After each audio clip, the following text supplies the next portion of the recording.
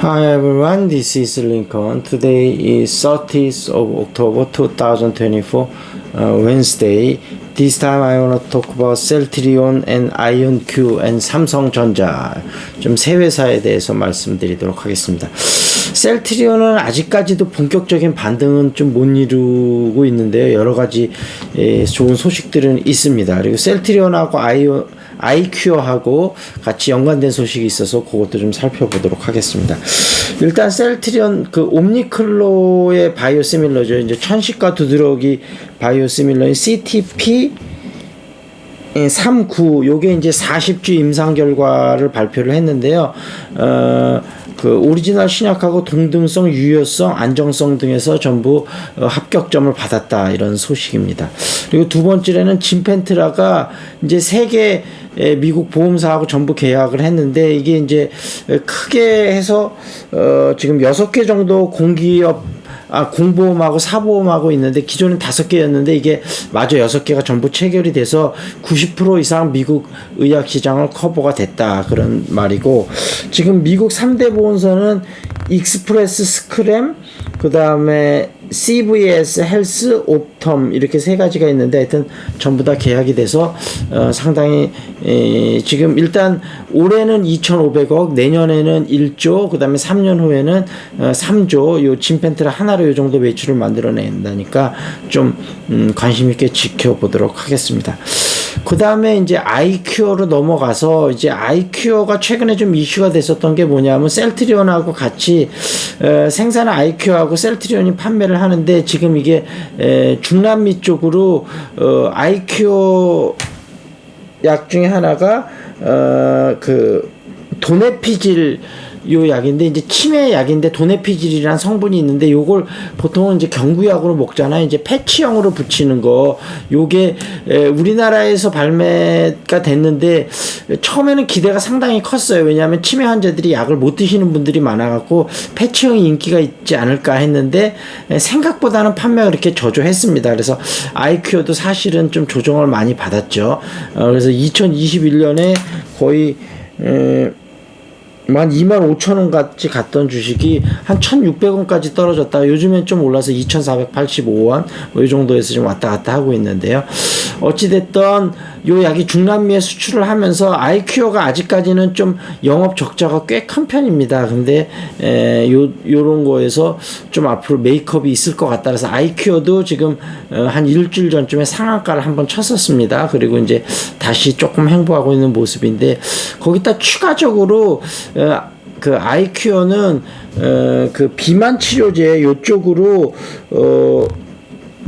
그 이제 자회사가 좀 진행 중인 게 있는데 요게 앞으로 성장 가능성이 꽤 있을 것 같아요. 우리가 이제 살이 찔 때 지방세포가 두 개가 있다고 그래요. 백색 지방세포가 있고 갈색 지방세포가 있는데, 백색 지방세포가 이제 살을 찌게 하는 거고, 갈색은 이제 막 운동을 해서 이제 백색 지방세포를 줄여드리는 건데, 여태까지 대부분 체중 감량이나 당뇨약 쪽은 요 갈색 지방 효과를 활성화시키는 거였다 그래요. 근데 이제 아이큐어에서 개발하는 거는 요 백색 지방 자체를 타겟으로 해서 그거를 자극시켜서 좀 줄어들게 하는 거라 그러니까 기존의 좀 비만 치료제하고는 다른 그런 기술력이 있는 거라. 근데 이거는 앞으로도 좀 갈 길은 멀어서 요거를 성장 동력으로 하나 보고, 그 다음에 아까 말씀드린 대로 그 도네페질 요것이 앞으로 다른 나라에 어떻게 수출이 되는지, 예를 들어서 삼양라면의 지금 블랙 같은 경우도 우리나라에서는 인기가 없었지만 미국에서는 상당하게 인기를 끌었다고 하니까 이게 우리나라에서는 지금 붙이는 그 치매약이 효과가 판매가 많이 이루어지지 않았어도 외국에서는 또 다를 수 있거든요. 그래서 이게 외국에서 어떻게 되는지 그걸 좀 지켜보면서, 다만 아이큐어가 아직까지도 적자 폭이 많고 그 다음에 부채 비율도 꽤 있어서 그 재무적인 리스크는 좀 있는 편입니다. 그래서 일단은 소액으로 조금 들어가 보셔서 앞으로 반응을 한번 지켜보는 것도 괜찮겠다 이렇게 말씀드리도록 하겠습니다. 그 다음에 이제 삼성전자인데, 삼성전자가 이제 좀 한 2, 3일 동안 올랐는데 수급이 약간은 개선되는 모습인데, 이제 바닥권에 대한 어느 정도 좀 공감되는 형성이 되는 것 같은데요. 다만 중기적으로 경쟁력이 계속해서 있을 거냐, 이거는 아직까지도 좀 의견이 많이 좀 엇갈리고 있어요. 그래서 지금 일단 제가 말씀드린 거는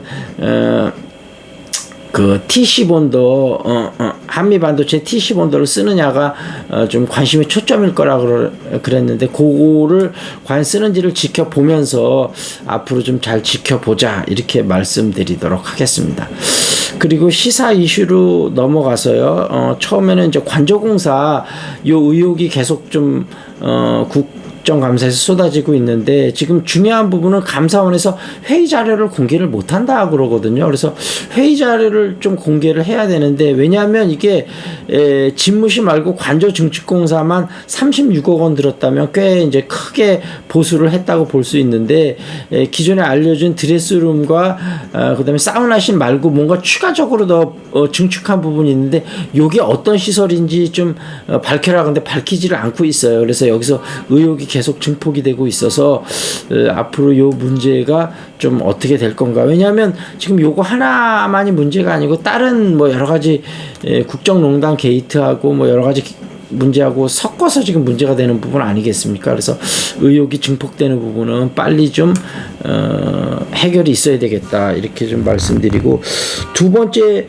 문제는 이제 특별감찰제도, 이제 한동훈 대표가 이제 요거를 좀 들고 나와서 지금 한동훈 대표 측하고 윤석열 대통령 측하고 지금 양쪽이 굉장히 뜨거운데, 뭐 표대결까지 가면 폭망이다, 뭐 이런 얘기도 나오고 있는데, 국민들은 사실 특별감찰제도 같은 건 별로 관심이 없거든요. 지금 당장 급한 부분이 많고, 그다음에 이제 민주당 같은 경우도 지금 특검을 해야지, 특별 감찰은 실제, 왜냐하면 뭐 앞으로 일어나는 일에 대해서 감찰하겠다는 거고 사법권도 없고 아무것도 없거든요. 그래서 이거는 별로 중요한 게 아니다, 이렇게 하고 있는데, 한동훈 대표는 그래도 그나마 이거라도 해야 좀 특검법을 막을 수 있다, 이런 논리를 좀 하고 있는데, 하여튼 이런 이슈들이 대통령 하고 한동훈 당대표 사이에서 뜨거운 감자를 좀 부상하고 있다, 이런 소식이고, 그 다음에 세 번째 소식은 이제 강진구 기자에 대한 이제 논란이 요즘 계속되고 있다고 그러는데, 이제 김용민이라든지 이런 분들이 계속 뭔가 이제 강진구 기자가 뭔가 부당하게 이제 금품을 수수했다, 이런 증거들을 하고 있는데, 증거 부족한 부분이 상당히 많은 것 같아요. 그리고 이제 그때 말씀드렸다시피 이제 강진구 기자가 이재명 대표의 어떤 혐의를 벗겨나면서 쌍방울 측하고 어떤 쌍방울 측이 뭔가 증거를 좀 조작했다, 이런 좀 논리를 대면서 쌍방울 측하고 어떤 갈등 관계에 있으면서 이런 것들이 좀 터져 나오는 거라, 사실 여부는 좀 더 지켜봐야 되겠다, 이렇게 말씀드리도록 하고, 그 다음에 이제 명태균 게이트에서 이제 좀 추가 폭로들이 좀 터져 나오고 있는데, 뭐 이제 말씀드렸다시피 이제 김영선 공천이 김건희 여사의 선물이었다. 근데 이건 명태균 씨의 이제 발언이어서 김건희 여사의 직접적인 발언은 아닌데, 명태균 씨는 자기가 과장해서 허풍 떤 거였다, 이렇게 얘기하고 있는데, 과연 그런 것인지 좀 더 이제 살펴봐야 될 것 같고요. 그다음 이제 김건희 여사가 당무감사까지 좀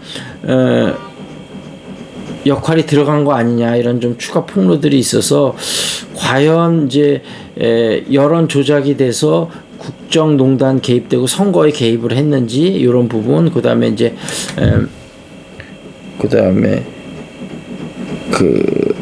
공천 개입, 그다음에 이제 창원 산단, 이렇게 크게 세 가지 의혹으로 있는 것 같습니다. 그래서 요것들을 좀 계속 살펴봐야 되겠다, 이런 말씀을 드리도록 하고, 그다음에 오세훈이 주축이 돼서 이제 한동훈계나 윤석열계 포함해서 5명이 이제 중진 모임을 만들고 앞으로 목소리를 내기로 했다, 이런 말들이 나오고 있는데, 오세훈 서울시장이 이제 대권 행보를 슬슬 시작하는 모양새입니다. 여기서 계속 한동훈 대표한테 주도권을 뺏겨서는 안 되겠다, 이런 생각이 나오는 것 같고요.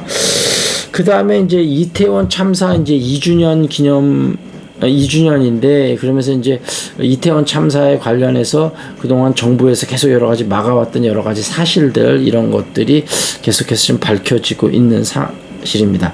그리고 김건희 여사하고 허은하 대표하고 통화가 요즘 좀 여러 가지 이슈가 되고 있는데 그런 내용들 같은 경우도 자세히 한번 제가 다시 한번 브리핑 해드리도록 하겠습니다. 여기서 마무리 짓겠습니다.